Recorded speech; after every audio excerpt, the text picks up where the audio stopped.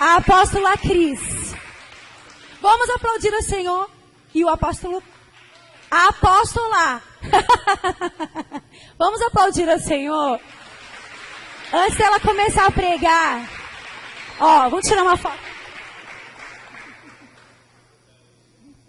Irmãos, eu estou muito feliz por esse dia. Você está também? Estou muito feliz. Aqui, aperta aqui. Irmãos, eu conheci a apóstola Cris vendo ela pregar na internet. Aí, por um acaso, fui descobrir que ela era a sogra do Jonatas, que é um rapaz que nós conhecemos naquela época que a gente foi para Brasília, uns 2, 3 anos atrás. Irmãos, ia ser muito engraçado, porque as pregações que ela pregava lá batiam com tudo que estava acontecendo aqui. E eu falei, Deus, como eu queria um dia conhecer ela. Como eu queria um dia que ela viesse aqui na Petra, ministrar sobre as nossas vidas. As mulheres líderes sabem disso, porque todas as orações eu falava. Assisti lá, olha, escutei a pregação, tá, nanana. E Deus fez, irmãos.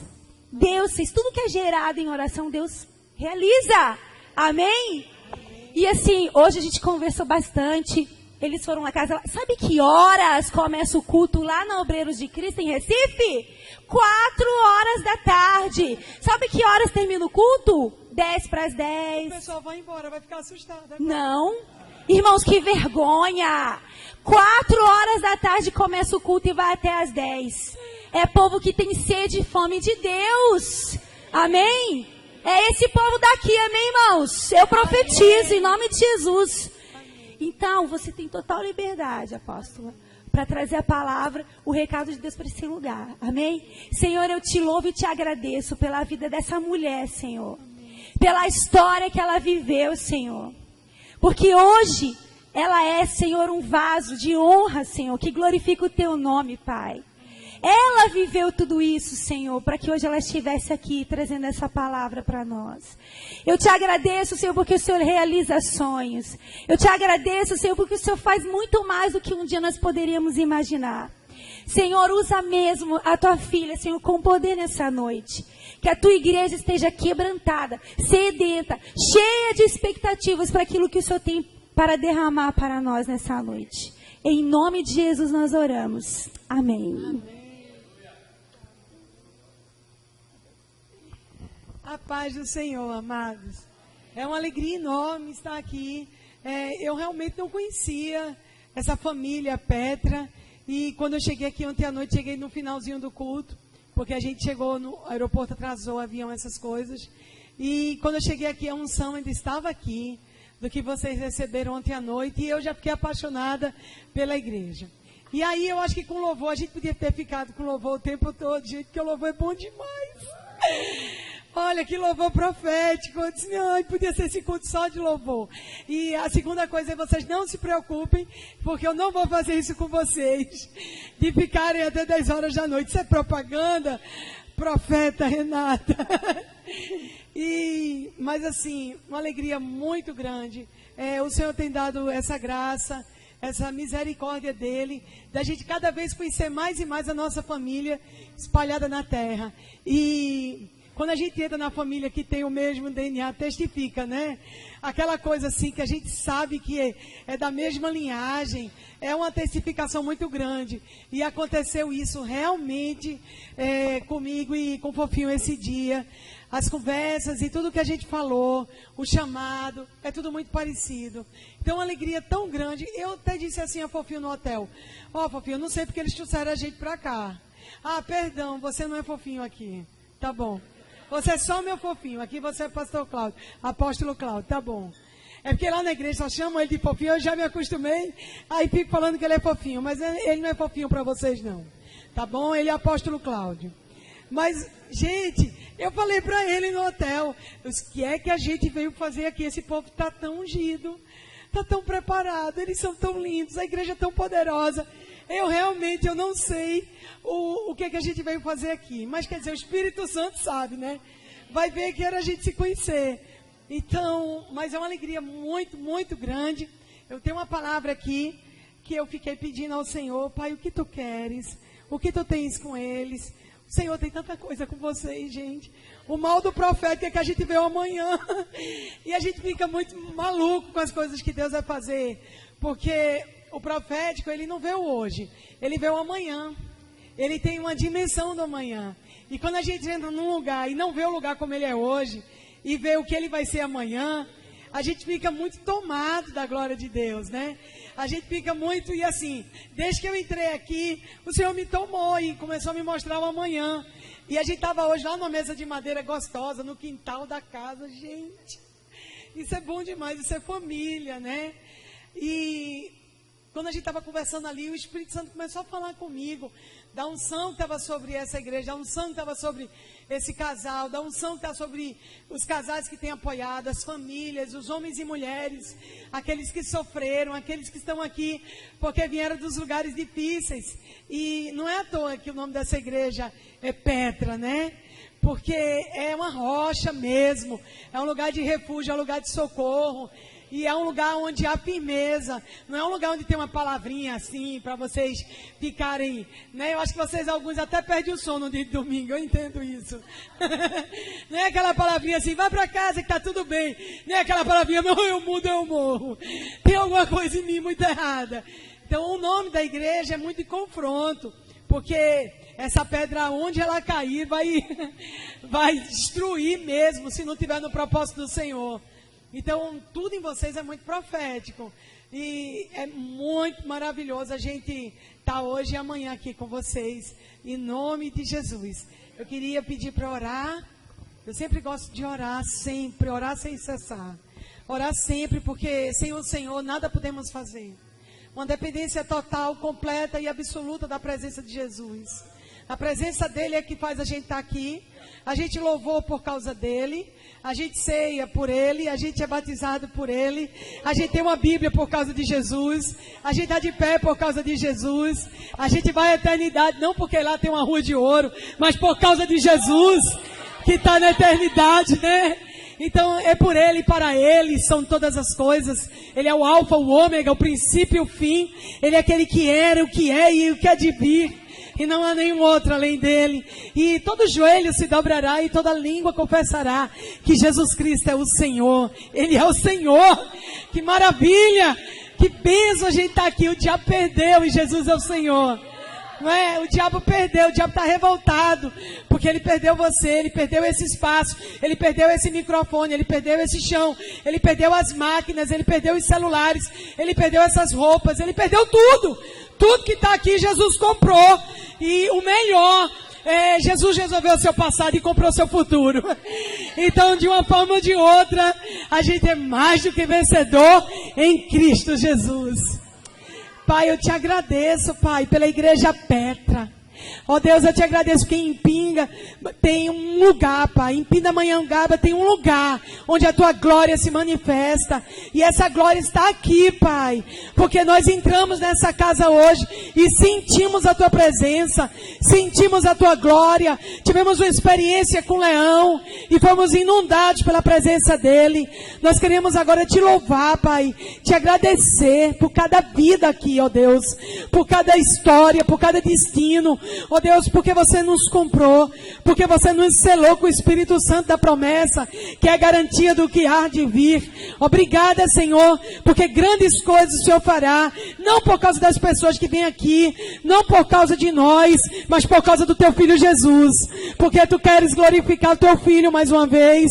E nós te pedimos para tu glorificar Jesus nesse lugar, glorificar Jesus no louvor desse lugar, glorificar Jesus nas ações de misericórdia desse lugar, glorificar Jesus nos apóstolos desse lugar, glorificar Jesus nos pastores, nos evangelistas, nos profetas e nos mestres desse lugar. Nós queremos glorificar Jesus, porque apesar de estarmos, Pai, em volta de tantos lugares perigosos aqui em volta, de tantas montanhas de falsas adorações, nós temos um nome que está acima de todo nome. E quando esse nome é declarado, cadeias caem, principados são destruídos, pessoas são libertas, vidas resgatadas, o enfermo é curado, o cego enxerga, o coxo anda, por causa da glória de Jesus. E nós queremos dizer que é bendito aquele que vem em nome de Jesus. Em nome de Jesus. Amém. Amém. Glória a Deus, a Ele! A Ele! Oh, glória! Amém! Eu fico tão animada quando é para falar de Jesus. Às vezes as pessoas querem falar comigo de algumas outras coisas. Eu fico assim, não quero falar disso. Fico bem chateada, mas quando vem falar comigo de Jesus, eu fico tão animada. Eu fico animada porque Ele já fez tantas coisas. Eu fico animada porque Ele está fazendo agora tantas coisas. E eu fico mais animada pelo que Ele fará. Não é? As coisas que a gente não desceu o pensamento humano, as coisas que ainda não veio ao nosso coração, é aquilo que Ele preparou. Olhos não viram, ouvidos não ouviram o que Deus preparou para aqueles que o amam. Quer dizer, eu posso estar lascada aí, ter lascado é um nome muito feio aqui em São Paulo. Lá em Recife é assim, eu posso estar mal, entendeu? Então eu posso estar assim, bem numa situação difícil, mas quando eu lembro que eu tenho um futuro, quando eu lembro que Jesus preparou para mim no amanhã. Um dia, lá na igreja, vai muita gente, eu disse, lá parece mais a caverna de Adulão, porque o pessoal já chega divorciado, diz que está deprimido, tudo que é com dele chegam, divididos, né? E quando termina também com falido, sem esperança. E aí, quando o pessoal chega e o pessoal reclama, poxa, eu estou todo aninhado aqui, minha vida está muito difícil, pô, tá tudo mal demais, os caras, vem cá, tu estava na boca de Satanás, Jesus te tirou e tu ainda está reclamando. Tem que sair com algum arranhão. Tem que sair com algumas coisas, mas tu ia morrer. E tá reclamando que arranhou. Não é? Ia pro inferno. Não ia ter vida. Estava, sabe, no fundo do poço. E a gente, depois que sai do mundo, a gente tem essa coisa. A gente quer sair do mundo e ficar bem, bonito na foto. Igual foto de Facebook. Ninguém bota foto feia, né? Aquela coisa de remover, excluir. É uma bênção, né? A turma jovem lá da igreja fala assim, ó, se você curtir minha foto, eu curto a tua. Isso piorou. Agora estou fazendo suborno de curtição no Face. Não é? O que acontece? A gente às vezes quer sair do mundo e a gente não quer ter nenhum arranhão. A gente ia morrer. A gente ia ser destruído. Não tinha escapatória. E os arranhões são as marcas da cruz. Paulo disse, por favor, não me moleste mais, porque eu trago no meu corpo as marcas da cruz. Né? E eu me alegro porque eu creio que nós estamos aqui hoje, que nós temos as marcas da cruz. Talvez para você no início parecem umas marcas tão dolorosas, parecem umas marcas do que você gostaria de esquecer, parecem as marcas das coisas que você não gostaria de lembrar, mas quando a gente vai mergulhando mais e mais no Senhor, a gente fica tão metido que tem marca. Olha, é aquela coisa, no meio de crente é o seguinte, nunca confie em quem não manca. Eu desconfio em quem não manca. É crente, nunca passou na prova, eu já olho meio estranho. É crente, nunca sofreu. Ih, meu Deus, está piorando. É crente, lá em Recife, o povo leva gaia. Aqui vocês não levam, não. Mas no Nordeste, de vez em quando, alguém levou uma gaia. E o que acontece? Eu não sei que vocês sabem o que não é gaia. É chifre, viu, irmão? É ser passado para trás. E aí, tinha um bocado de homem que ficava chorando na igreja. Aí eu falei para eles, ó, não chora mais não, porque chifre é chofar, e chofar é poder. E eles agora estão felizes com essas marcas. E quando eles vão para Israel, compram os maiores chofás. Então, tudo que para o mundo é destruição, no reino vira vitória. Tudo que para o mundo é uma marca de destruição, todas as vezes que a gente se rende ao Senhor, é exatamente por isso que está a sua vitória. Então, as marcas da cruz é as credenciais que nós temos, que vamos entrar no reino de Deus. As marcas da cruz é exatamente o que te põe dentro do reino. Viver na terra buscando santidade para entrar no reino do Filho de Deus, na glória do Pai, sentar na mesa do Cordeiro e ter o nosso nome escrito no livro da vida. É isso. Por isso que quando Jacó teve encontro com Deus, ele saiu mancando. Ele era um marcado. Querido, só confia em quem manca. Quem nunca caiu e quem nunca sofreu, ainda não experimentou o que é viver o poder de Deus. E aqui a palavra de Deus diz aqui, eu quero que, por favor, você que trouxe sua Bíblia, você pudesse abrir em 2 Reis, capítulo 2.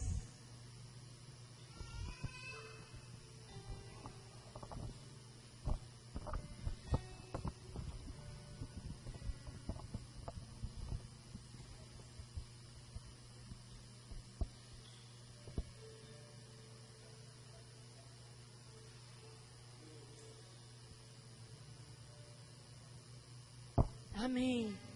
Eu queria compartilhar com vocês essa palavra que fala sobre a porção dupla. Muitas vezes a gente acha que por por a gente estar vivendo algo difícil, algo ruim, a gente não tem porção dupla. A gente não vive porção dupla.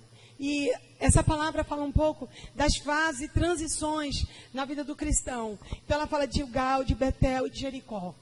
E são estações da nossa vida que nós passamos para entrar na porção dupla. Aí, por favor, capítulo 2, versículo 1, diz assim: essa é a história de quando o Senhor levou Elias aos céus, em meio de um redemoinho. Elias e Eliseu saíram de Gilgal. Gilgal, o que Gilgal quer dizer? Gilgal quer dizer circuncidado, quer dizer lugar de arrudear, lugar de transformar. E muitas vezes a gente não quer ser circuncidado.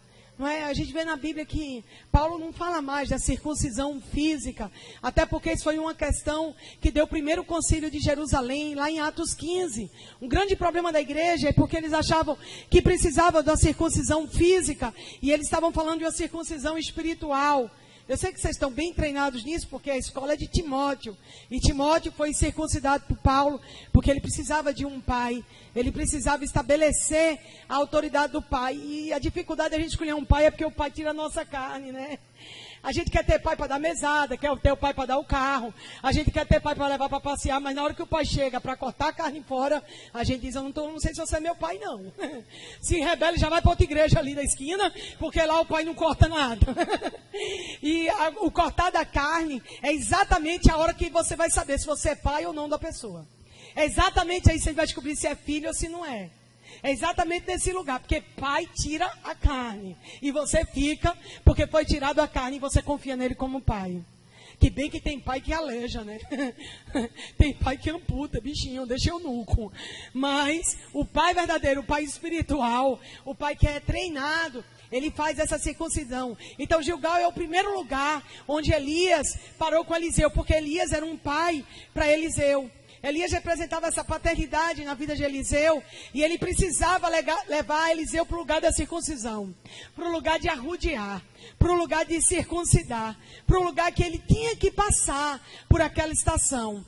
Todas as vezes que a gente vai passar por uma estação, e que vai ser um lugar difícil, que a gente tem que vencer a carne, é onde a gente sai para viver o sobrenatural. A primeira Páscoa da Terra Prometida foi comemorada em Gilgal.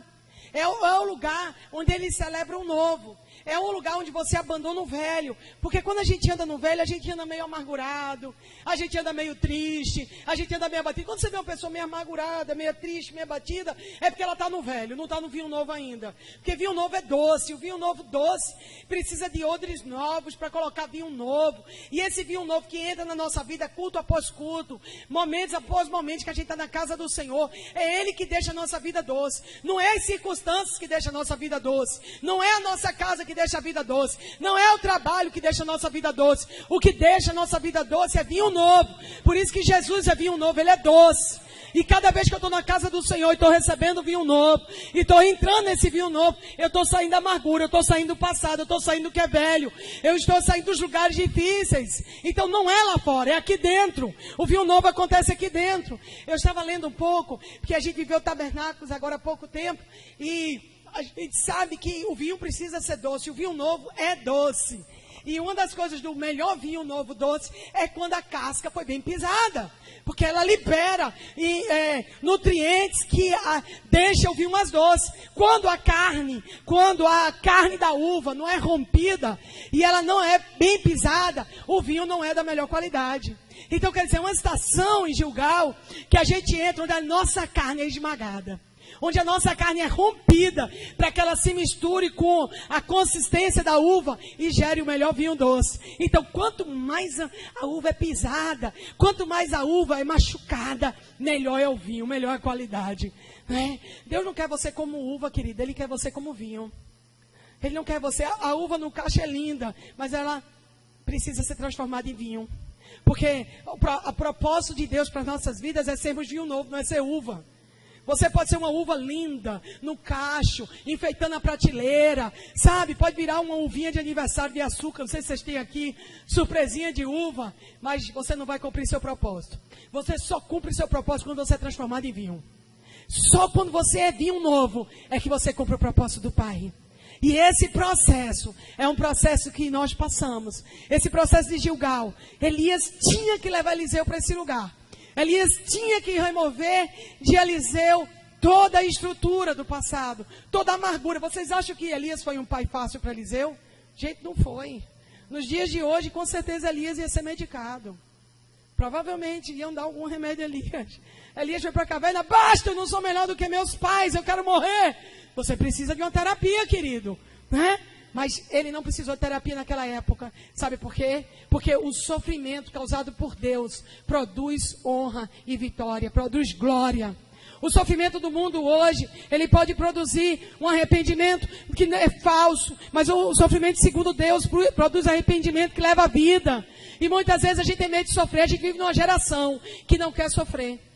As crianças não podem mais apanhar, por quê? Porque elas não podem chorar. E viram tiranos. Incendeiam pessoas, jogam carros em cima de ciclistas, jogam crianças dos seus andares, dos seus apartamentos. Por quê? Porque não sofreram, porque não choraram, porque não passaram em Gilgal. Hoje, o comportamento humano hoje é não ao sofrimento. Mas é o sofrimento que produz a glória. Os leves e momentâneos sofrimentos não se comparam com a glória que há de ser revelada. Como vamos fazer com a geração dentro da igreja que não quer sofrer? Como vamos fazer com a geração da igreja que tem pavor a sofrimento? Nós tomamos remédios para não chorar. Nós tomamos remédios para enfrentar o luto. Nós tomamos remédios quando perdemos emprego. Nós tomamos os remédios. Nós nos enchemos de remédio porque nós queremos uma felicidade falsa. Por isso que há muitos crentes que não têm força. Porque a alegria do Senhor é a nossa força. E a força vem da alegria no Senhor e não nas situações. A alegria do Senhor está no Senhor, não está sobre o tipo de vida que eu levo, nem o carro que eu dirijo, nem onde eu moro e nem onde eu estou. A alegria do Senhor é a nossa força, ponto final. Porque só a alegria no Senhor é que me traz força. E quando eu tenho medo de ter a alegria do Senhor e tenho medo de sofrer, e se eu não quero a vergonha, como eu exultarei em dupla honra? Como eu não quero chorar, não quero lágrimas, não quero dias difíceis, não quero que meus filhos sofram. Eu poupo tantos meus filhos de dores que eles nem querem mais morar no céu. A geração de hoje, os pais dão tudo para os filhos. Não tem mais na loja vendendo não, o pacote do não. Eu me lembro quando eu era pequena, gente, se eu me levasse para comer um sanduíche do Toby Toby, eu estava feliz. Tudo bem que eu sou lá do interior de Pernambuco, mas eu não precisava de muita coisa para ser feliz. As crianças de hoje precisam de muitas coisas para serem felizes. E coisas estão trazendo felicidade e não a essência. E a gente precisa reverter essa estrutura maligna que vai transformar os homens e esfriar o amor de Cristo dentro da igreja. Porque Cristo nos basta. Cristo é mais do que suficiente. Cristo é mais do que suficiente. Eu amo igrejas como Petra, porque eu amo lugares assim, onde a ovelha chega e chega com um problema e o pastor diz, vá procurar um psicólogo. Você precisa de terapia, você precisa de remédio. Eu gosto de igrejas que o lugar pastoral é o lugar onde nós temos tudo que qualquer ovelha precisa. Tudo que você precisa, Jesus tem para lhe dar. Você pode até ter as outras coisas como segundo plano, amados. Eu não estou dizendo, condenando a ciência, nem a psicologia, nem a psiquiatria, mas eu estou dizendo que elas não são nada comparadas com o Evangelho de Deus. Elas não são nada comparadas com a palavra de Deus. Quando havia algum problema, a palavra do Senhor diz, e Ele enviou sua palavra e os curou. Os curou. A palavra me cura. E sabe, quando as pessoas começarem a ver que eu vou numa igreja, mas que eu não preciso lançar mão das coisas do mundo para ser curado, e eu for curada só por Jesus, que é mais do que suficiente, as pessoas vão começar a acreditar mais em Jesus. As pessoas não se impressionam com longos jejuns. Não estou dizendo para você não jejuar. As pessoas não se impressionam você subir montanhas de joelho. As pessoas não se impressionam com nada disso, mas as pessoas se impressionam quando Jesus se manifesta. As pessoas ficam impactadas quando algo vem de Jesus. As pessoas ficam realmente tomadas quando algo vem de Jesus. Porque Jesus é mais do que suficiente para qualquer coisa. Uma moça falou comigo na igreja, pastora, eu estou procurando um rapaz lá fora. Eu disse, por quê? Não, porque aqui na igreja não tem rapaz da minha idade. E aí eu estou resolvendo lá fora. Isso quer dizer que você vai fazer um pacto com Satanás só porque você não encontrou ninguém da sua idade? Porque se Jesus é mais do que suficiente, minha querida, o pregador que chegar, o missionário que passar por aqui e você confiar em Jesus, você traça, é seu. Você traça. Você só tem que crer em Jesus. Agora, quando você vai lá fora procurar um homem, você está fazendo um pacto com o diabo. Quer dizer, Jesus não arruma uma pessoa para mim, eu vou lá fora procurar. Eu vou ter o sogro, meu sogro vai ser Satanás. Porque ou a gente é filho de Deus ou filho do diabo. Não existe meio, não existe. Não existe e ficar em cima do muro. Ah, pastor, você é radical, mas Jesus é radical e a gente tem que ir para o céu. Só os santos verão a Deus. Jesus é radical. Jesus pede para a gente sair de cima do muro. Ele diz porta larga, porta estreita, ovelha, bode. Ele nos dá opções. E muitas vezes a gente lança a mão de opções que ele não nos deu. Tudo que ele quer saber, que ele precisa que eu saiba, está aqui na palavra. E tudo que ele não quer que eu saiba, ele não botou na palavra. Então eu só vou fazer o que está na palavra. Porque o resto é só o resto. Em Deuteronômio diz, as coisas encobertas pertencem a Deus, as descobertas pertencem ao Filho dos homens. Ele não ia deixar eu e você aqui sem manual. Então a primeira passagem é chegar em Gilgal e viver a ceia. É viver a primeira Páscoa. Também é um lugar onde Saul foi proclamado rei, queridos. Porque ele não pôde reinar, porque quem não honra a palavra não pode reinar, né? O apostólico é educar e ser educado, sabendo que a palavra é o primeiro na sua vida. É depender completamente da palavra. Saul não pôde continuar no reinado, porque ele não honrou a palavra de Deus. Ele não pôde ser honrado por Deus. Todo reinado se encerra quando a gente deixa de honrar a palavra de Deus e passa a honrar mais nossos interesses. Quando a gente honra mais nossos interesses, a gente honra mais nossas vontades e nossos desejos. Mais do que a gente honra a palavra de Deus, os nossos dias de reinado estão contados. Nós somos chamados para ser sacerdotes. Nós somos chamados para ser reino de sacerdotes.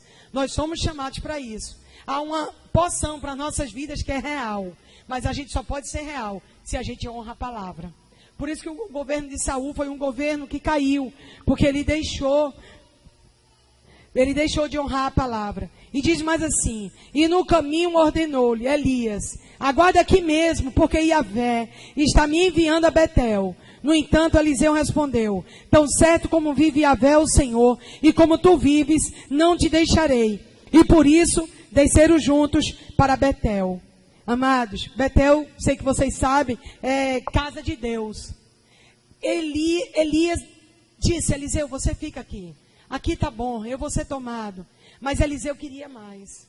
Eliseu queria porção dupla.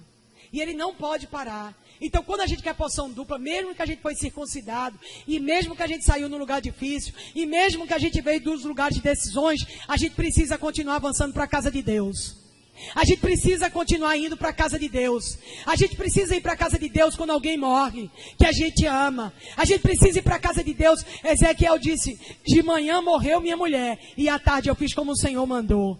A casa de Deus, Betel, quer dizer, o lugar que eu vou quando eu perco o emprego, o lugar que eu vou quando eu estou sendo traído, o lugar que eu vou quando eu sou adulterado, o lugar que eu vou quando eu sou deixado, o lugar que eu vou quando eu pereço, quando eu perco, quando eu estou em desvantagens. Se eu fico em Gilgal, eu nunca provo Betel. Eu preciso ir para Betel porque é casa de Deus. É casa onde eu recebo refrigério. Ali o Senhor ordenou sua bênção para sempre. A Bíblia diz, como é bom e agradável quando os irmãos vivem em união. Deus pode me dar coisas em casa? Pode, porque Ele é Deus, mas Ele quer me dar em família. Porque lá em Efésios 2,19 diz que nós somos da família de Deus. E a linhagem que nós temos através do espiritual de Jesus é superior à linhagem biológica. Porque nem todo mundo da sua família biologicamente vai entrar no reino dos céus. Porque você sabe que tem muita gente que não quer Deus. Tem muitas pessoas que não querem o Senhor. Tem muitas pessoas da nossa linhagem, primos. Às vezes primos que nunca vão querer. Às vezes na nossa própria casa tem espada. Mas Jesus disse, quem é minha mãe e meus irmãos? Todo aquele que faz a vontade de Deus. Então quando eu estou dentro da casa de Deus, quando eu estou aqui em Betel, eu estou declarando que quem está aqui é da minha família, porque é da minha linhagem, porque tem o sangue de Jesus. Porque o nosso DNA foi transformado naquela cruz. Nós abrimos mão do nosso DNA maldito e recebemos o DNA santo. O DNA da cruz. O DNA que nos transforma. O DNA da vitória. O DNA que pode habitar no céu. Por isso que a Bíblia diz, nós não somos aqui. Nós somos estrangeiros, peregrinos, forasteiros. Porque nós não somos desse lugar. Você já se sentiu estranho? Quando eu era menor eu achava que eu era autista, porque eu me sentia estranho. Eu não gostava do que minhas primas gostavam, não gostava do que a família gostava. E eu várias vezes, mãe, eu sou adotada. Mãe, não, minha filha, você não é adotada, não. Eu disse, por que eu sou diferente? Mãe, você não é diferente, você parece muito, não pareço não. Eu me achava estranha. Por que às vezes você se acha estranho? Estranha a sua família. José se sentiu estranho. Por isso que ele entrou na promessa. Às vezes a gente é mesmo muito estranho. Sabe por quê, amados? Porque a gente foi selado para pertencer à família de Deus. É por isso que às vezes você se identifica com alguém que senta aqui do seu lado da igreja. Você pode contar coisas para eles que você não conta para as pessoas da sua linhagem. Você conta e compartilha e ora coisas que se você disser em casa vão dizer que você é meio estranho. É porque nós recebemos o DNA da cruz. Nós somos identificados. Nós somos herdeiros de Deus, co-herdeiros com Cristo. E nós temos uma nova aliança. E nós recebemos o DNA de Jesus. E esse DNA nos cura, nos dá células adoradoras, que elas se levantam em nosso corpo e nos faz adorar, nos faz celebrar, nos faz jubilar, nos faz amar a palavra, por causa da nossa linhagem que vem através de Jesus. Então, esse lugar, a casa de Deus, é o lugar onde Ele ordenou sua bênção para sempre. Mais do que nunca, a gente que está no Brasil, a gente tem visto que os governos não estão lá muito bem, a economia. Se a gente hoje, no Brasil, levantasse os maiores economistas, os melhores. Por favor, ninguém que se formou numa universidade brasileira, mas me traga Harvard, me traga os melhores diplomas, me traga os grandes profissionais da área da economia. Eu lhe pergunto, daria jeito ao Brasil? Não daria, queridos. Se você hoje trouxesse o maior médico de todos os tempos, de todas as histórias, ele curaria alguém que está com os dias contados no hospital? Não. Então a gente percebe, amados, que todas as montanhas da cultura, do governo, da medicina e da economia está na mão de Deus. Então não importa o tanto que você é, importa o que Ele faz. Por isso que todas as outras montanhas vão cair, se preparem. As pessoas vão se decepcionar. Antes as pessoas botavam dinheiro na poupança, ficava tranquilo. Hoje a pessoa não dorme. Antes as pessoas traziam pessoas preparadas e botavam no governo e elas ficavam tranquilas. Hoje o governo não te traz tranquilidade nem paz. As torres gêmeas caíram, os muros foram derribados, porque só o Senhor é Deus. O maior lugar hoje da terra e o único lugar de bênção para toda a terra é a casa do Senhor. Porque você não só sabe as coisas que estão acontecendo hoje aqui, mas você sabe as coisas que virão no amanhã. Você tem um livro de Apocalipse que é uma revelação do amanhã. Eu vou dizer a você, você é mais sábio. O livro de Daniel diz que o povo de Deus se tornaria mais sábio do que os sábios dessa terra. Que ele tornaria em loucura a sabedoria dos sábios, Paulo disse. Esses dias já chegaram.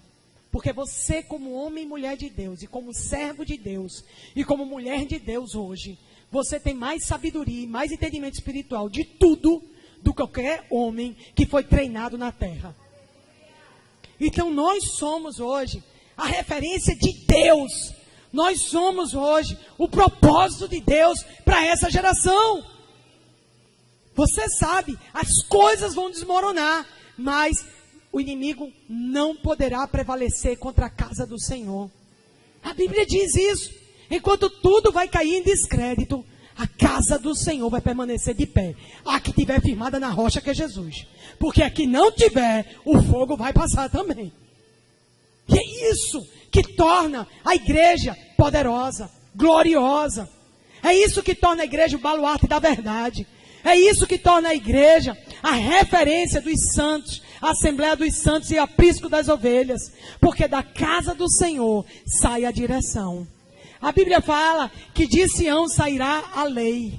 A lei virá de Sião. A lei que vai ser estabelecida e que vai governar não é o que os políticos dizem, mas é o que o Senhor diz. Deus pode reverter a história de qualquer lugar, de qualquer pessoa e de qualquer nação, quando Ele quiser. E por isso, a casa de Deus é o lugar de refúgio. É o lugar também, foi em Betel, que a gente toma grandes decisões.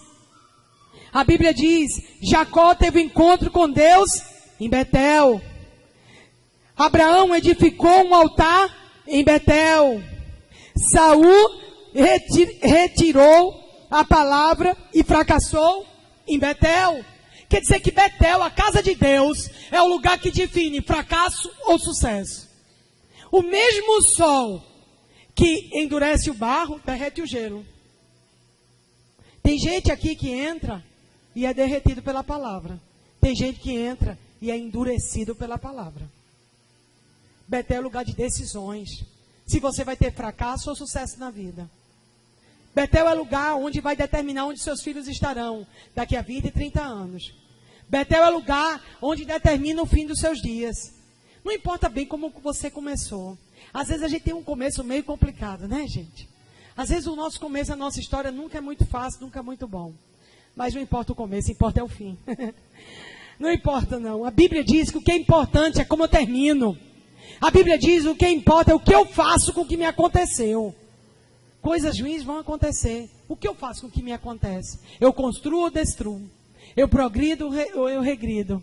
Eu vivo o propósito de Deus ou eu vivo o propósito da minha dor? Então Betel é o lugar de decisão.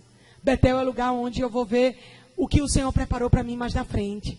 E aqui diz mais assim, e ele continua, amados. Em Betel, os discípulos dos profetas foram falar com Eliseu e indagaram: sabes que hoje Yahvé vai levar teu mestre para o céu, separando de ti? Ao que prontamente retrucou Eliseu: sei, calai-vos. Então Elias lhe ordenou: Eliseu, fica aqui, pois Yahvé está me enviando até Jericó. Porém ele respondeu: juro por Yahvé, o nome do Senhor e por tua vida, que não me separarei de ti. E assim desceram juntos para Jericó. Queridos, Jericó é outro lugar que Deus quer nos levar. Jericó é outro lugar onde a gente é aprovado. O discipulado, a caminhada com Cristo, nos leva a várias estações da nossa vida. Ninguém fica parado servindo a Cristo. Ninguém fica parado quando serve a Cristo. Jericó é cidade de palmeiras.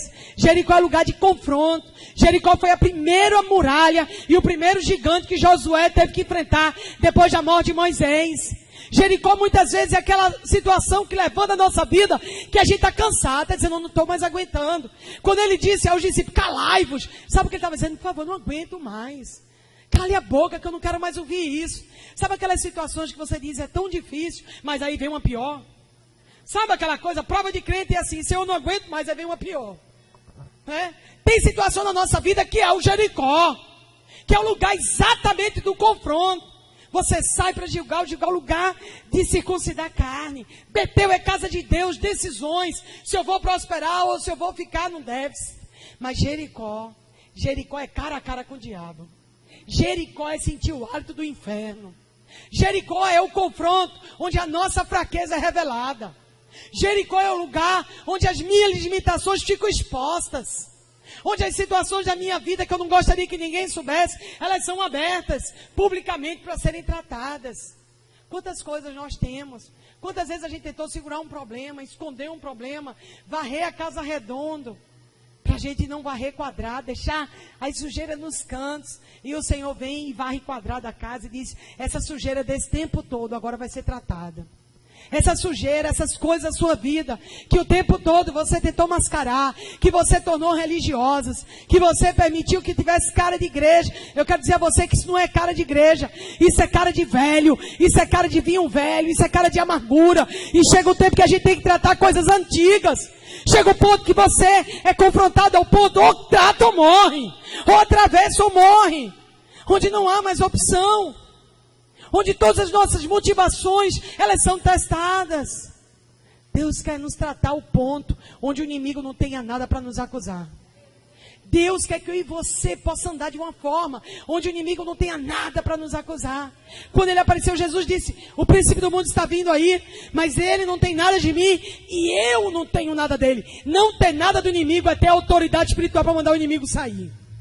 Você só tem autoridade espiritual quando o inimigo não tem mais nada de você, mas você também não tem mais nada dele.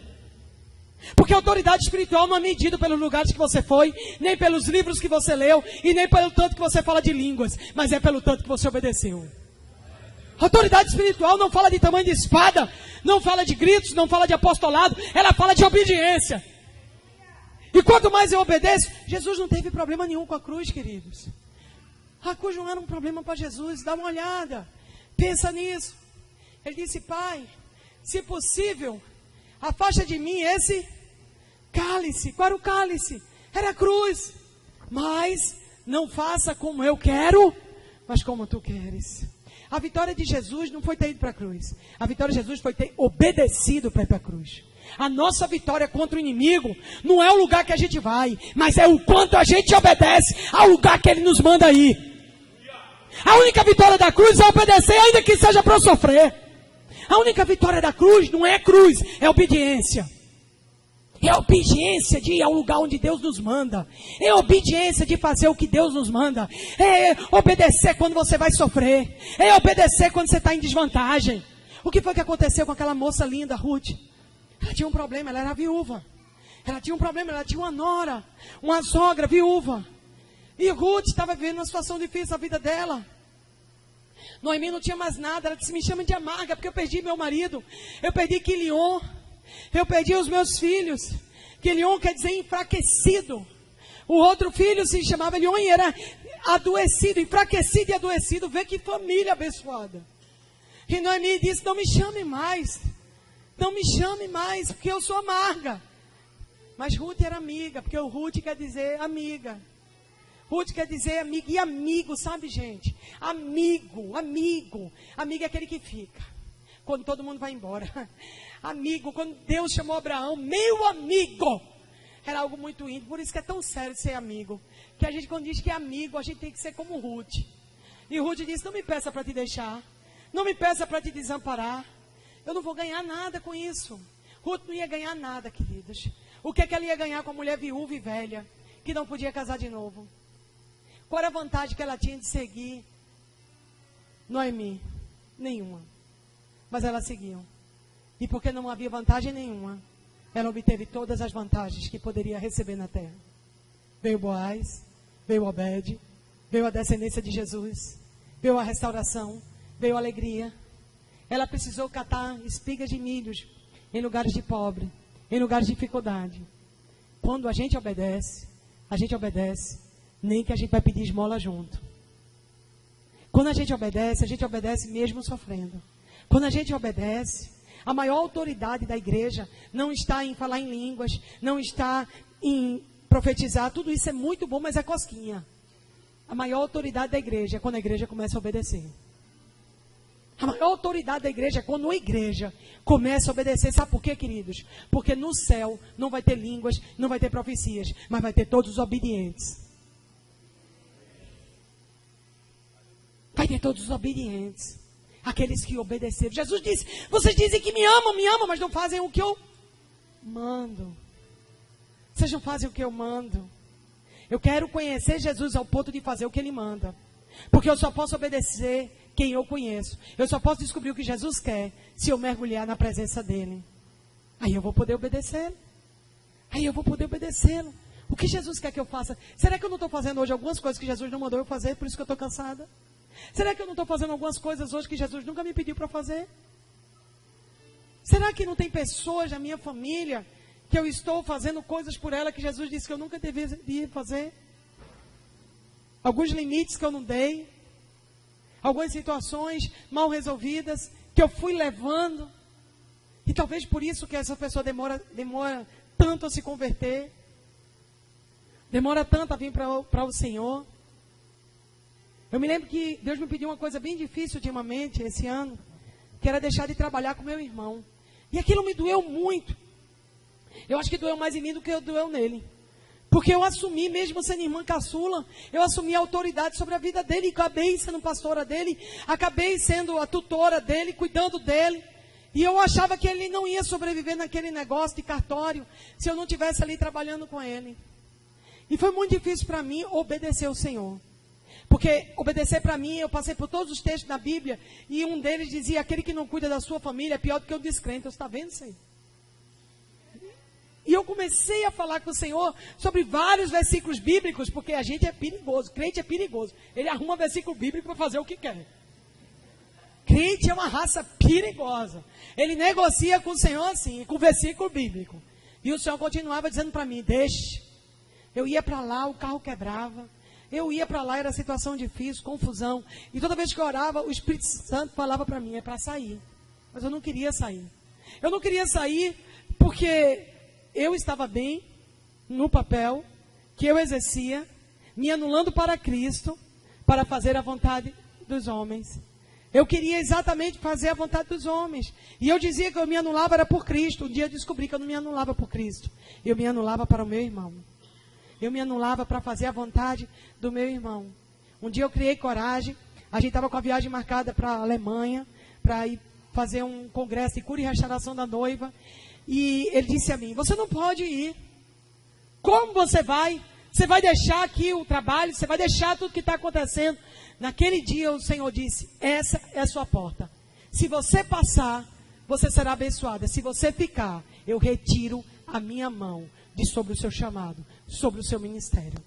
Aquilo foi um confronto muito grande para mim, porque eu e meu irmão, minha mãe é viúva, e a gente produzia o sustento financeiro da minha mãe com aquele trabalho. E eu olhei para meu irmão e disse, eu lhe amo muito. Eu amo muito sua vida. Eu oro por você todos os dias. Você é uma das pessoas mais importantes da minha vida. Por você eu tenho jejuado, tenho orado por todos esses anos. Mas eu vou dizer uma coisa a você. O que uma vez eu disse a Painho quando ele era vivo. Você me botou no encruzilhado onde você está me fazendo escolher entre você e Jesus. E eu vou dizer a você, eu vou ficar com Jesus. Eu abençoo sua vida. Mas a partir de hoje, eu não trabalho mais nesse lugar. E eu fui embora. E eu fui chorando, mas eu fui feliz. Eu fui desesperada, com a alma rasgada. E o inimigo dizia, agora eu quero ver como é que vai sustentar sua mãe. Agora eu quero ver como é que você vai pagar as contas dela. Agora você desamparou um ancião. Mas, eu quero dizer uma coisa a vocês. Aí um belo dia, domingo de manhã, eu estava na igreja, numa escola de obreiros. E nós estávamos num culto bem profético, numa adoração intensa. E entra aquele homem pela porta da igreja. E eles estavam nos enviando para a Alemanha. E ele entrou pelas portas da igreja. Foi até lá à frente. Me abraçou. E disse, eu libero você. Para você viver o propósito de Deus. E ele começou a mergulhar no Senhor. E ele começou a ler Bíblia. Ele começou a orar. No local de trabalho onde era uma força para mim tão grande orar quando eu chegava. Era uma luta tão grande trazer o povo para orar. Ele chega em 2 minutos e todo mundo está orando. 2 segundos, o povo está tudo orando. Ele leva profeta lá para dentro. As pessoas adoram o Senhor lá dentro. Não há nenhuma dificuldade. Tudo que para mim era tão difícil, para ele foi tão fácil. Às vezes o que você mais acha que depende de você, a dependência da obediência, é exatamente você tirar a mão, para Deus poder agir. Quando a gente está em Betel, quando a gente passa por Gilgal, e a gente entra para Jericó, é lugar de decisões difíceis, mas é lugar que Deus está levando a gente para um lugar de descanso. Chega um tempo na nossa vida que a gente precisa colher por tudo que a gente já plantou. Por tudo que a gente já plantou, a gente começa a colher. Talvez você esteja aqui essa noite e você esteja dizendo, mas eu já orei tanto e nada aconteceu. Eu já fiz tanto. Eu trabalhei nesse lugar 7 anos. Eu orei nesse lugar 7 anos. E não foram poucas as vezes que eu voltava na estrada, 1h30, 2 horas de viagem, chorando. Porque eu não via nada acontecer. Mas o meu Shemitah chegou. Mas o dia da minha vitória reverteu. E em Deuteronômio 31:10, diz que a cada 7 anos há cancelamento de dívidas. E a gente viveu esse ano, esse cancelamento de dívidas, amados. Os lugares onde está tão difícil para você. Olha, 2015 não terminou. Esse é o ano onde toda dívida será cancelada. Dívidas emocionais, espirituais, financeiras serão revertidas.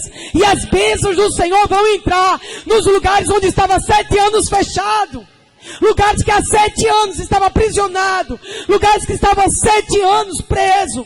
Situações, pessoas que não se convertem. Lugares difíceis, lugares de dor. Pessoas que te esmagam, pessoas que te cobram. Pessoas que põem um fardo sobre você.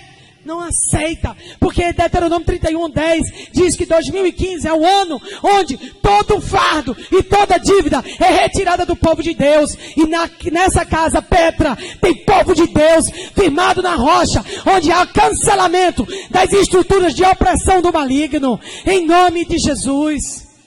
E a gente caminha para a dupla honra. Estou terminando, queridos.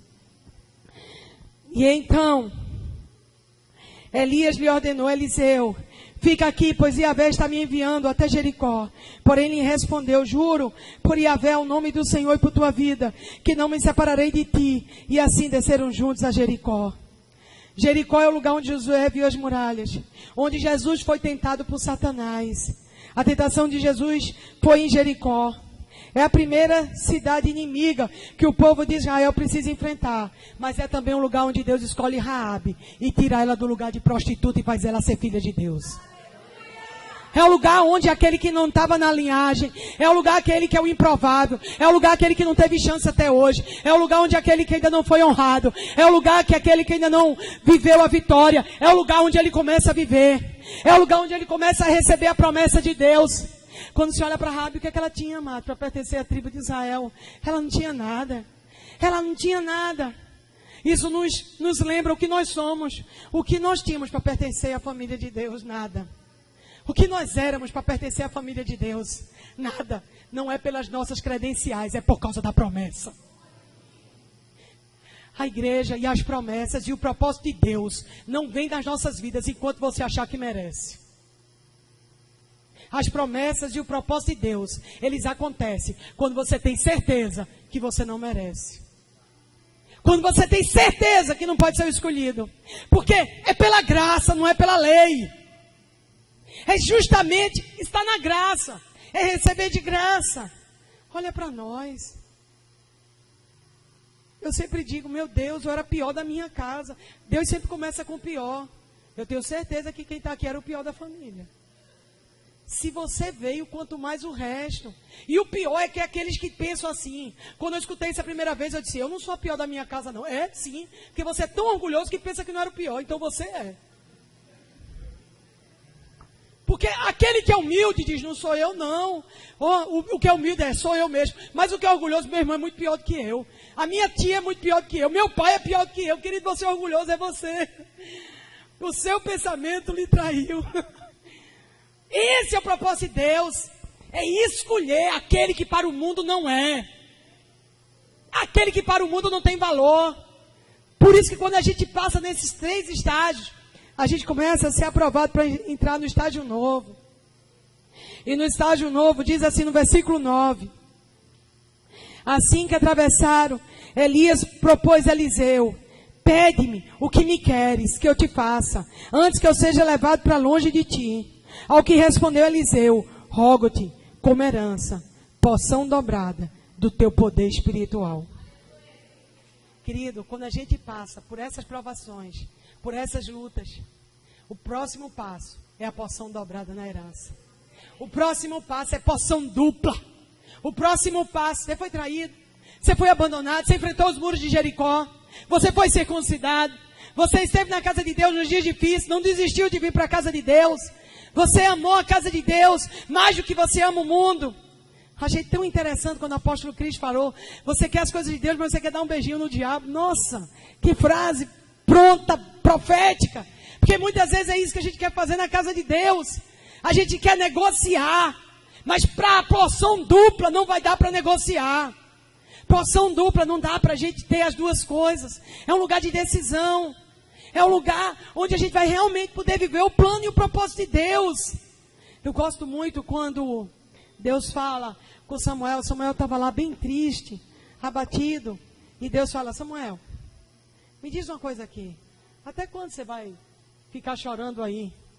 Porque você ungiu Saul rei. Pega teu chifre, bota o melhor óleo e vai ungir Davi. Até quando a gente vai ficar chorando pelas coisas que passaram? Até quando a gente vai ficar meditando no último fracasso? Quem medita no fracasso nunca tem sucesso. Sabe quando é que o futuro da gente acontece? Quando a gente já superou o último fracasso. Sabe quando o futuro da gente desponta? É quando eu saio da última dor, da última traição, do último desamparo, da última enfermidade. Você ainda está com cara da enfermidade? Você ainda está encurvado? Você ainda tem cara de dor por causa da sua última dor de barriga? Ficou nas suas feições? Pois a gente precisa superar isso hoje à noite.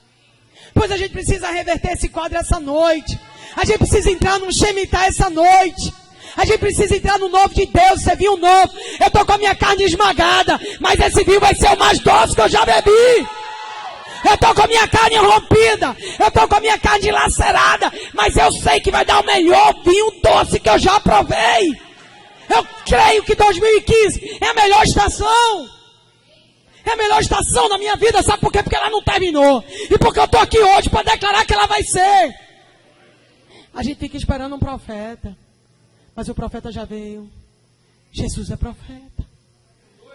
Ele já falou tudo a seu respeito. Não precisa nenhum profeta vir aqui, nem da Conchichina, nem de Recife, nem de São Paulo, nem dos Estados Unidos para dizer nada sobre você.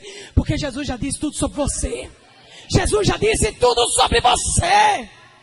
E Ele está te dando porção dobrada essa noite. Remachei. Show. Sabe quando parece que tudo está sendo destruído? E exatamente porque está sendo destruído, porque vem porção dupla. Remachou. Renai. Sabe quando tudo parece que acabou? Sabe quando tudo parece que não tem saída? E eles chegam em Jordão. Eles chegam no Jordão.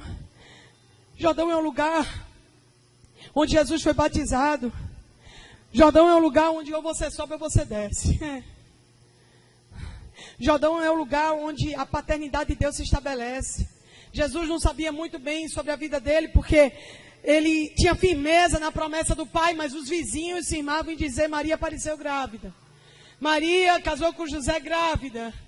Havia rumores sobre a identidade de Jesus. E Jesus, quando vai ali para o Jordão, o Espírito Santo vem sobre ele e o Pai diz: esse é o meu filho amado, em quem minha alma se compraz. A porção dupla, você é identificado como um filho. Na porção dupla você sabe quem é seu pai. Na porção dupla é estabelecida a paternidade do alto, que não vai deixar dúvida mais no seu coração. Deixa a dúvida no coração de quem quiser. Você nunca vai poder mudar o coração das pessoas, mas você pode mudar o seu. Porque sobre tudo que você deve guardar, guarde o seu coração. Você não tem domínio sobre o que as pessoas dizem de você. Você não tem domínio do que as pessoas falaram a seu respeito. Você não tem domínio do que as pessoas estão dizendo a seu respeito agora. Você não tem domínio do que as pessoas estão profetizando a seu respeito nesse exato momento. Mas você tem domínio sobre o que você vai fazer com o seu coração. Isso é com você. Isso é seu. Essa parte é sua. É você que vai determinar aonde vai estar o seu coração. É você que vai determinar. Seu coração vai estar no que as pessoas dizem, ou seu coração vai estar na promessa. Quando Deus falou com Jesus: você é meu filho amado, eu me alegro com a sua vida. Você é uma dádiva para mim. Você é uma alegria para mim.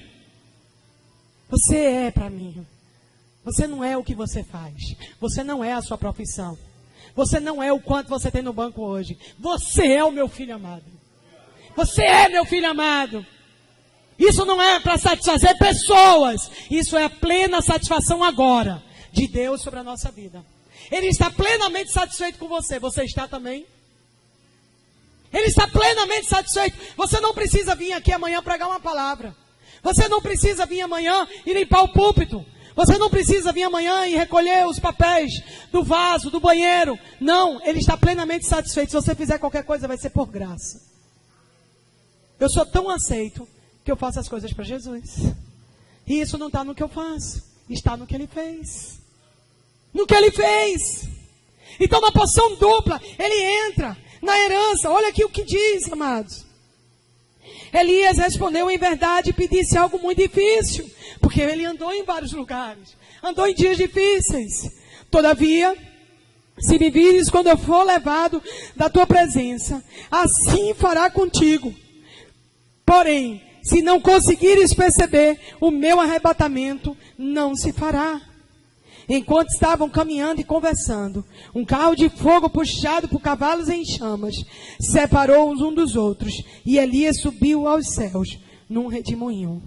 Assim que viu tudo isso acontecer, Eliseu gritou: Raba, meu mestre, meu pai, tu fosse com os carros de guerra e cavaleiros de Israel.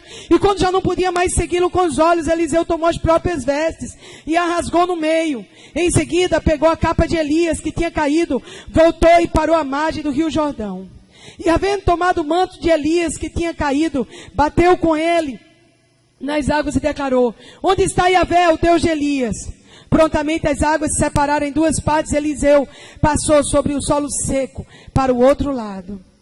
Quando os discípulos dos profetas de Jericó observaram o que passava, exclamaram: Eis que o poder espiritual de Elias agora repousa sobre Eliseu. Então, aproximando-se dele e inclinaram-se com o rosto rente ao chão, e lhe disseram: Há 50 homens guerreiros entre os teus servos. Deixa ir em busca do teu Senhor. Pode ser que o Espírito de Yahvé o tenha levado e deixado sobre algum monte ou depositado em algum vale. Entretanto, ele ordenou: Não mandeis ninguém procurá-lo. Amados, quando a gente deixar de procurar Pai, a gente está pronto para assumir a paternidade que vem de Deus. Eliseu, quando recebeu porção dupla, ele não precisou mais procurar a afirmação dos homens. Ter um pai como vocês têm, apostólico, que dá liberdade para vocês serem igreja livre, para ser igreja curada, para ser igreja e viver o propósito de Deus, é o que nos cura da falsa paternidade. Talvez o seu pai não disse muito coisas boas sobre você. Talvez você teve muitos problemas com seu pai. E talvez você chegou até aqui depois de passar por Gilgal, Betel, Jericó. Mas essa noite, a paternidade de Deus, através muitas vezes de um pai de amor, de um pai pastor, de um pai que estende a mão, ela é revelada nas nossas vidas. Ela é estabelecida em nossas vidas para nos levar ao destino. Vocês estão vivendo a escola de Timóteo. Paulo fez isso por Timóteo. Levou Timóteo ao destino de Timóteo. Levou Timóteo a ser o que Deus queria que ele fosse. O verdadeiro pai dá espaço para o filho ser o que Deus quer que ele seja e não o que o pai quer que ele seja. A verdadeira paternidade reside em você saber que é Deus que lhe conduz e leva você ao propósito dele. E não desistir e prosseguir. Eliseu prosseguiu atrás de Elias, porque era o pai. Timóteo prosseguiu com Paulo. E você? Você já se sente com paternidade? Você se sente cuidado? Porque alguém vai levar você para o seu destino. Algumas pessoas dizem: eu só escuto Deus. Mas quando a gente não escuta pessoas que são usadas por Deus, a gente não está escutando Deus. Porque Deus fala por meio de pessoas. Porque Deus fala através de pessoas para as nossas vidas. E quando a gente não quer mais escutar pessoas, a gente deixou de escutar Deus. Porque quando a gente foi ferido, a gente tem medo de se envolver. Quando a gente já foi machucado, a gente fica colocando a mão e afastando as pessoas. Uma das maiores dificuldades que nós temos lá na igreja é quando os pais machucaram os filhos.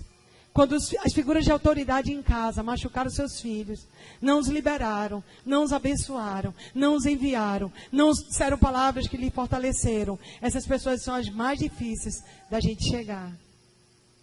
Mas quando a gente não desiste em prosseguir, Gilgal, Jericó, Betel e porção dupla no Jordão, a gente sempre vai viver o propósito de Deus.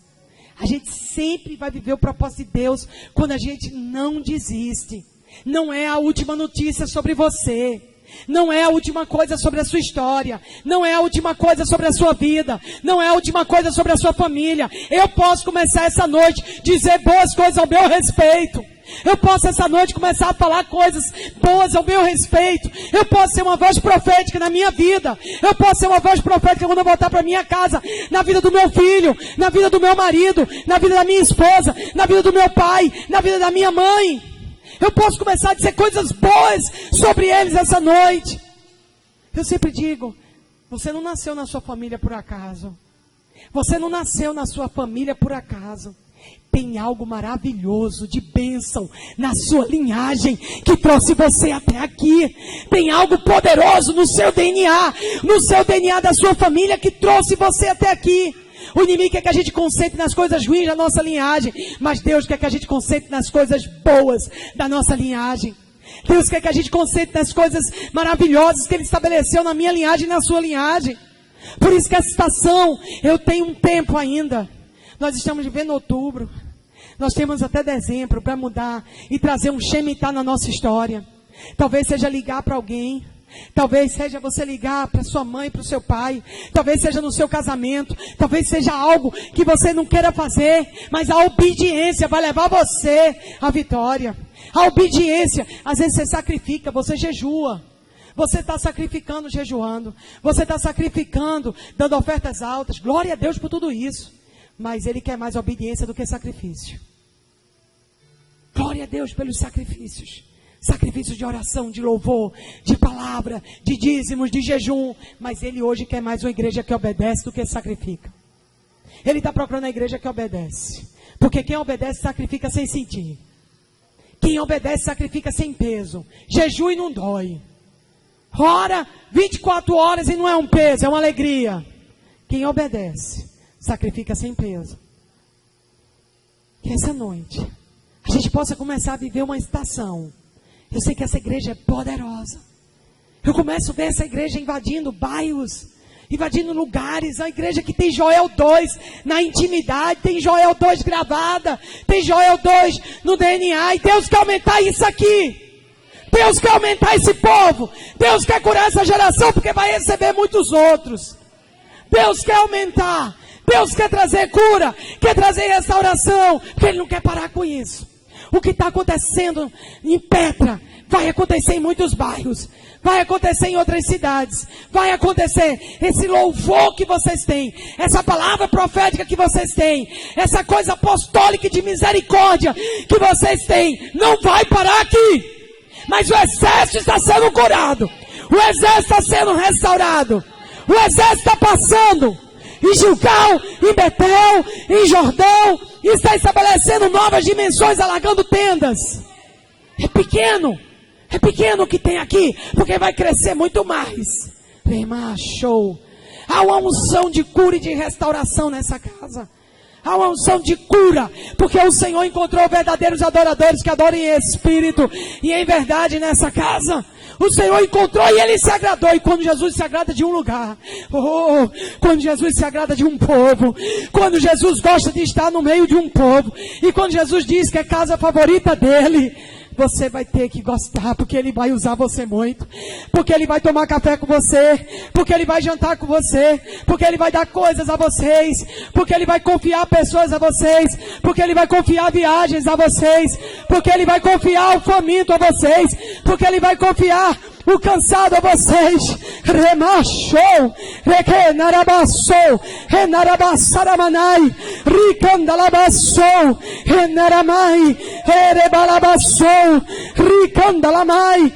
O Senhor diz: eu os aprovei porque vocês passaram nas 3 estações de dor e de sofrimento, mas chegou o tempo da porção dupla, chegou o tempo da honra, chegou o tempo da minha vitória, chegou o tempo onde eu estabelecerei em honra, não só nos lugares que eu tenho te levado, mas prepara-te, porque entrarão na América, entrarão na Europa. Tu pensas que para na África, eu te levarei a muitos lugares. Tu abrirás portas, porque muitos que estão feridos e cansados vão encontrar das minhas águas. Eis que eu já feri a rocha, e a rocha já liberou água.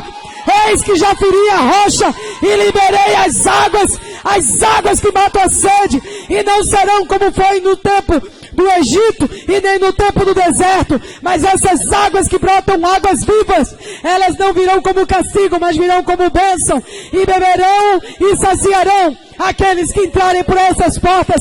É pequeno o que vocês pensaram, e o que vocês mais sonharam é pequeno em comparação àquilo que eu vou fazer.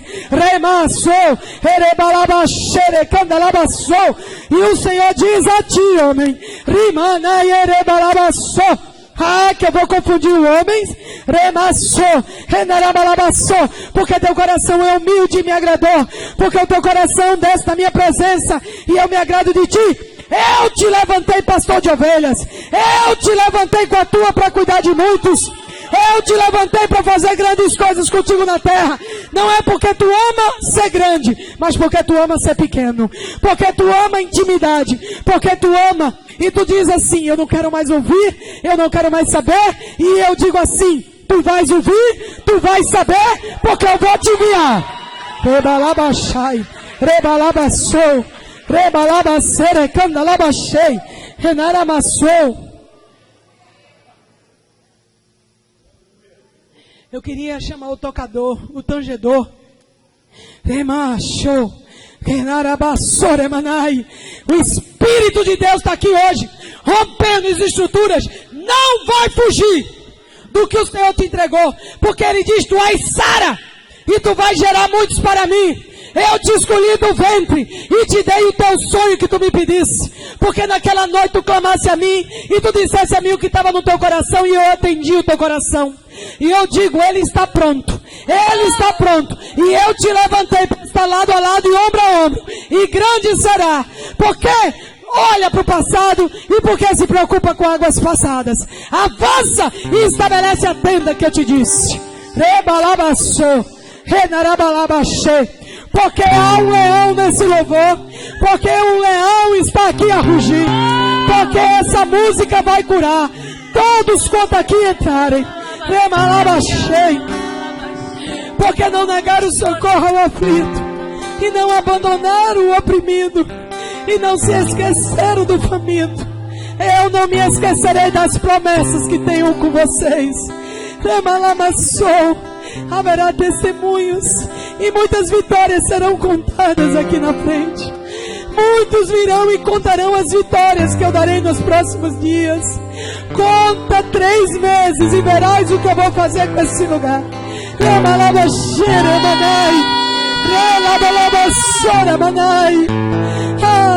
Eu alivio os cansados, eu alivio os sobrecarregados.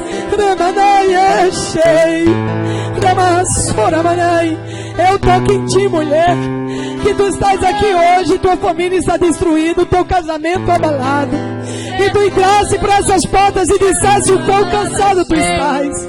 Eu estou aqui te levantando e renovando tuas forças. Estou eu dizendo a ti, eu terei um encontro com o homem. Confia e continua a me servir. Eu vejo quando tu lavas e cuida das coisas da minha casa, com lágrimas nos teus olhos, mas eu não me esqueci de ti. Ramassou, remanai, esquecer. Eu faço a vitória, eu faço a vitória do meu povo. Eu preparo a vitória para ti, igreja. Eu preparo para ti. Eu fortalecerei os fundamentos dessa casa, e aqueles que têm edificado essa casa, eu cuidarei pessoalmente de ti. Muitas são as provas do mundo, e muitas são as perseguições do meu povo, mas eu não os abandonei, nem os deixei. Eu os darei vitória para que muitos creiam. Sai do antigo e abandona a amargura. Perdoa e caminha para o novo. Sai dos lugares que eu te disse para sair e abandona as velhas lembranças que tanto te machucam. Porque eu tenho algo novo para fazer nessa cidade. Eu tenho algo novo para fazer nessa casa. Virá ajuda de muitos lugares e de muitos que chegarão para abençoar. Eu moverei o coração dos poderosos. Eu moverei o coração de muitos que aqui vão passar. Eles favorecerão e a minha mão estará sobre vocês. Tão somente creiam, tão somente escutem. Vocês que passaram nas cidades difíceis, dos lugares de luta e dor. Eis que eu trago hoje e os mergulho no meu Jordão, e dou a minha porção dupla em uma estação apropriada. Remalamassou, porque eu estou ungindo essa noite. Porque eu estou ungindo um povo essa noite. Eu estou selando ministérios que ainda vão se levantar. Eu estou levantando ministérios nessa casa. Eu estou levantando pastores. Eu estou levantando mestres. Eu estou levantando evangelistas. Eu estou levantando apóstolos. Eu levanto profetas. A unção já está sobre o nome. A unção já está sobre o ministério.